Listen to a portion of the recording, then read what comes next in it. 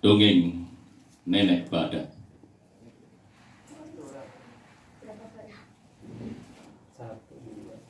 Sahdan, sang Raja Rimba itu mengendap-endap di sebuah gerumbulan semak belukar, dan nun jauh di sana, di atas rumputan yang subur, di dekat telaga nan biru, sekawan rusa gelisah. Mereka ketakutan, mereka mendongakkan kepala mereka, mengendus-endus angin.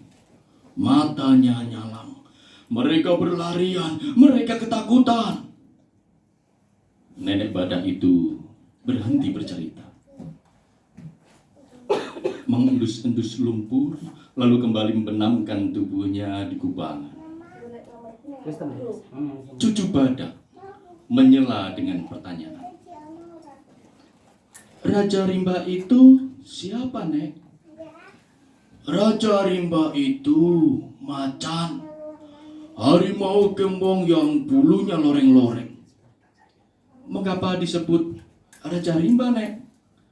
Karena semua penghuni hutan takut padanya. Apakah nenek juga takut? Oh, tidak. Nenek dan semua badak tidak takut pada harimau. Kamu juga tidak boleh takut. Mengapa hewan lain takut, Nek? Karena harimau, sang Raja Rimba itu kuat sekali. Kuat mana, Nek, sama badak? Ya jelas kuat badak. Badak itu binatang yang paling kuat di dunia setelah gajah. Mengapa yang menjadi Raja Rimba bukan gajah atau badak, Nek? Karena binatang-binatang penghuni rimba tidak takut pada badak atau gajah. Badak tidak mau menyakiti sesama binatang, apalagi membunuhnya. Badak hanya makan daun-daunan. Apakah harimau suka menyakiti binatang lain, Nek? Bukan hanya menyakiti, tapi juga membunuh dan memakannya. Macan itu memang pemakan daging. Itulah sebabnya dia sangat ditakuti. Mengapa yang dijadikan raja bukan badak saja, Nek? Mengapa yang menjadi raja harus yang ditakuti? Itu memang sudah diatur dari sononya. Tetapi sekarang sang Raja Rimba itu nasibnya sama-sama seperti kita, nyaris punah. Badak Jawa malahan bernasib lebih baik daripada harimau Jawa yang mungkin sudah punah. Mungkin juga masih tersisa di Meru Betiri sana. Harimau Bali sudah jelas punah, tapi sebenarnya masih ada makhluk lain yang lebih menakutkan daripada harimau, sang Raja Rimba. Siapa itu, Nek? Kepala Taman Nasional. Dia itu siapa? Dia itu manusia yang ditugasi manusia lain agar menjaga dan mengawasi jagat kecil kita ini. Jadi dia yang paling ditakuti. Benar. Tetapi bukan karena suka menyakiti dan membunuh manusia lainnya. Dan sebenarnya dia sendiri juga masih suka ketakutan. Takut apa, Nek? Takut pada Direktur Jenderal Perlindungan dan Konservasi Alam.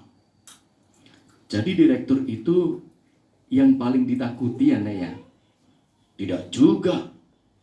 Direktur Jenderal itu takut pada Menteri Kehutanan.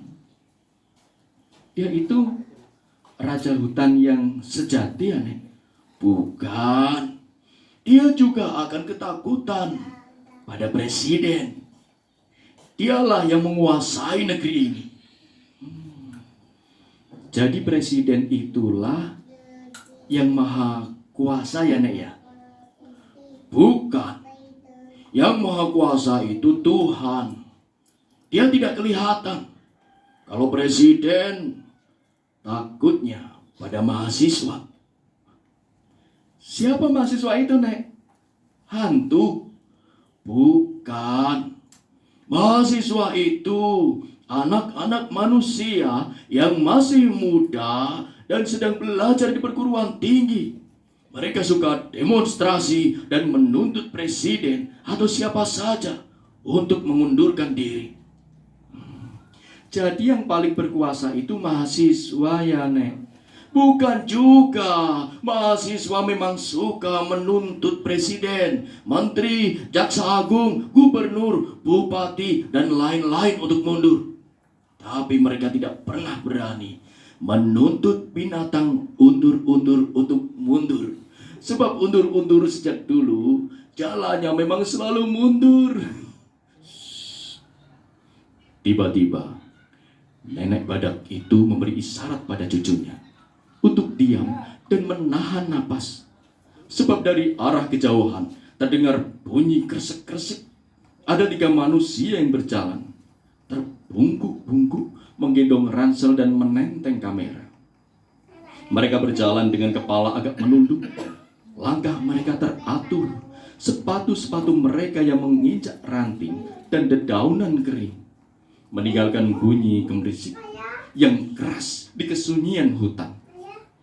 Langkah 3 manusia itu makin lama makin menjauh, lalu tidak kedengaran lagi. Cucu badak itu memandangi neneknya sambil berbisik. Mereka mahasiswa atau presiden, Nek? Bukan. Itu tadi penyair dengan 2 temannya. Dan itu yang menulis buku ini. Hati-hati loh. Dia itu sangat berkuasa. Dia lebih berkuasa dari presiden atau kepala Taman Nasional dalam buku ini. Jadi dia bisa menyakiti dan membunuh kita, Nek. Bisa. Bisa memakan kita, Nek. Bisa. Berarti dia jahat sekali ya, Nek. Lebih jahat dari sang Raja Rimba. Lebih jahat dari presiden, lebih jahat dari mahasiswa. Iya, tetapi dia juga paling takut pada pembaca. Dia tidak bisa membodohi para pembaca. Para pembaca itu siapa, Nek? Mereka itu manusia yang pintar-pintar dan punya uang untuk membeli buku ini.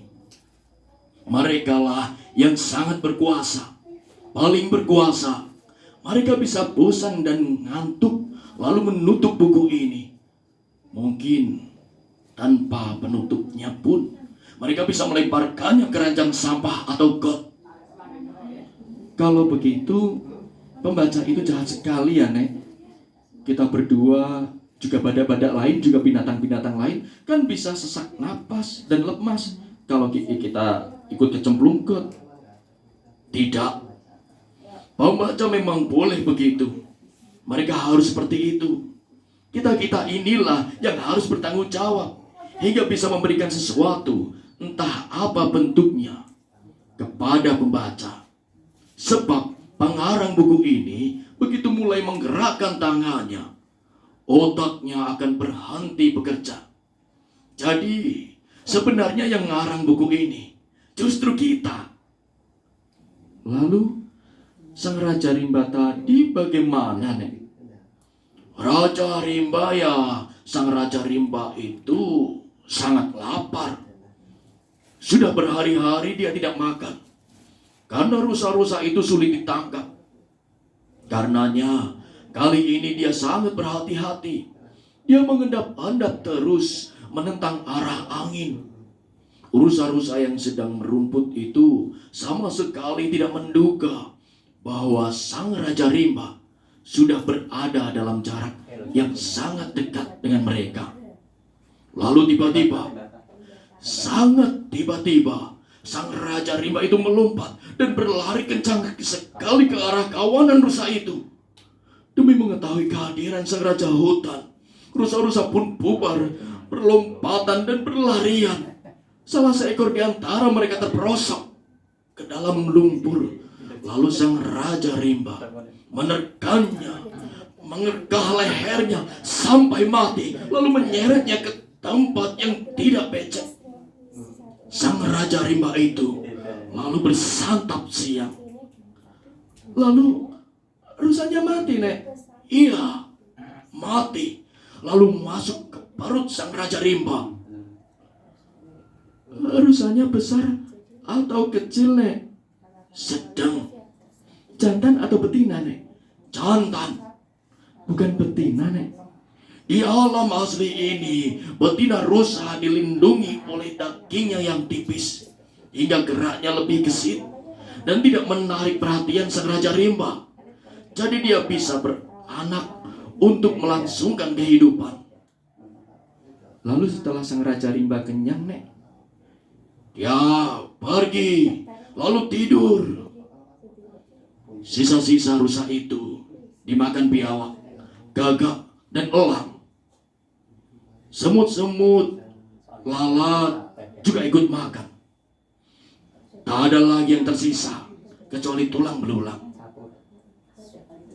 Lalu rusa-rusa yang lain kemana, Nek? Mereka lari ke tempat yang jauh, lalu makan rumput lagi. Mereka harus makan supaya perut mereka kenyang dan badan mereka sehat. Rusa-rusa kecil juga harus makan supaya tumbuh jadi besar. Kamu juga harus makan. Mengapa kita tidak makan daging, Nek? Kalau kita makan daging kan bisa jadi Raja Rimba.